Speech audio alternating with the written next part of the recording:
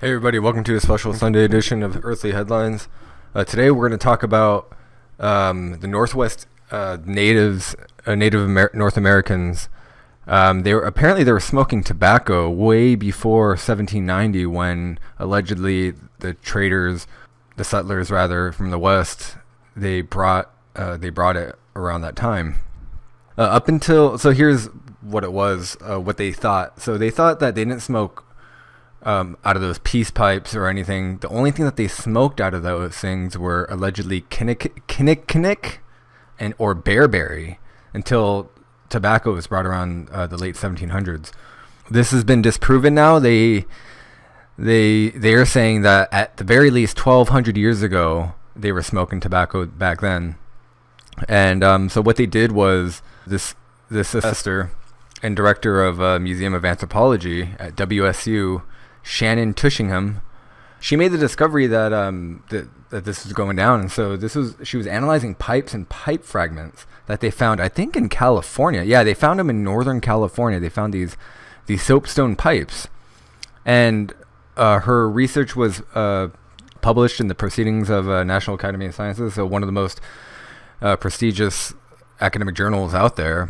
She says this information she extracted from the molecular level. So this is an example of chemical dating rather, to at the very least 1200. They were probably smoking way before then though, and they're probably smoking more than tobacco. They're probably smoking weed as well, marijuana, cannabis.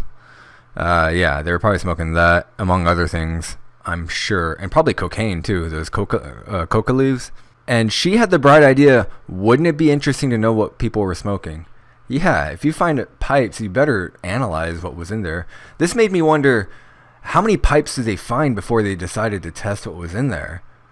I mean, right away, that should be a no-brainer, right?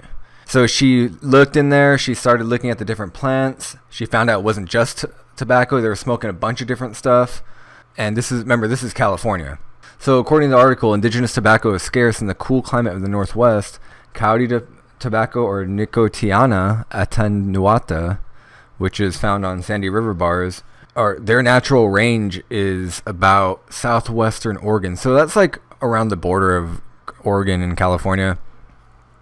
She says this occurred so rapidly and so early in the historic record that a complete understanding of pre-contact smoking practices has been obscured. Yeah, no one really looked into it. That's why. So that makes a lot of sense.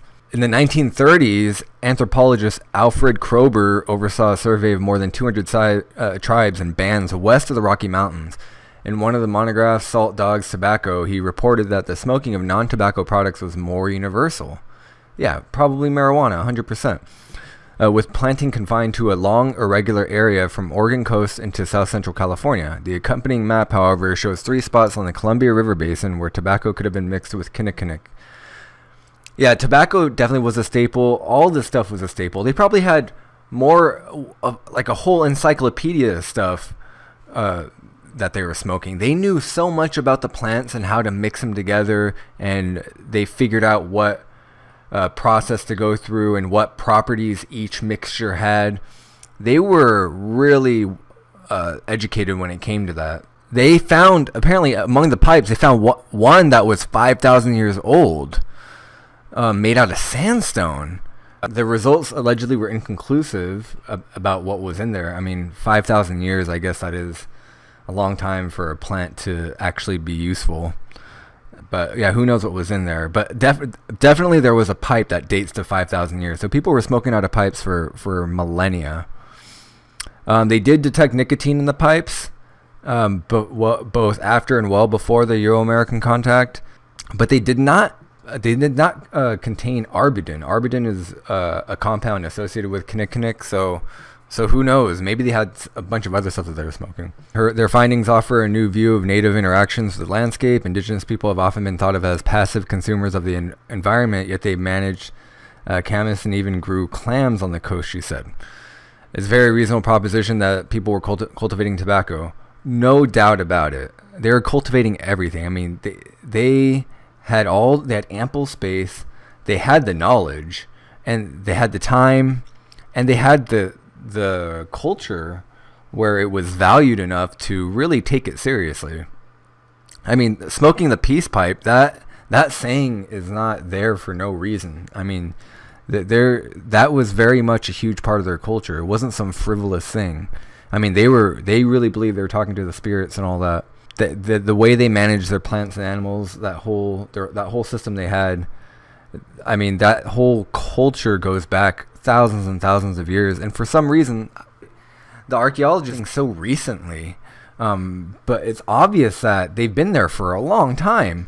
I mean, there's a site in California called the Early Man site, and the original dating of the place was over 100,000 years ago. But that guy got laughed out of the room, basically. So they don't go.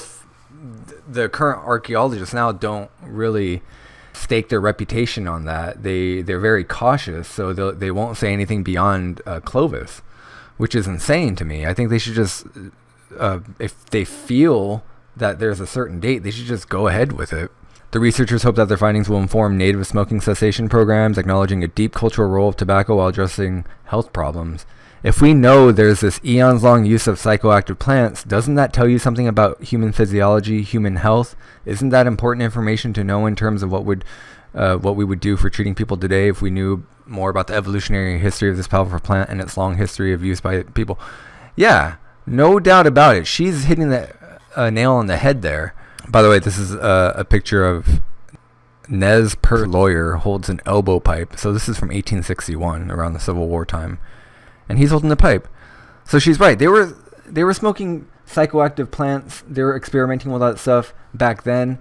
It goes back way further than that. Where do you think they got the idea? I mean, they weren't the pioneers of psychoactive plants. Those plants have been around forever, and Lord knows how long the humans knew about their properties. I mean, they've kept track of so many different plants and so many of their properties that they had it down to a science, to where they used a certain plant for certain situations. So they knew exactly what they were doing. Again, it's not like today where it's demonized and it's just some frivolous stoner thing. So it's a totally misunderstood subject, and I think archaeologists, it's about time that they should just be bold with their statements and how they feel about where the evidence points to, and not be shy about it. Because, and I'm not just talking about marijuana, I'm talking about anything. They're probably doing mushrooms as well. They're probably doing all kinds of stuff. So let me know what you guys think. Did you guys already know about this? Do you guys know about how they cultivated these plants? Let me know in the comments, and I'll see you guys tomorrow on Monday.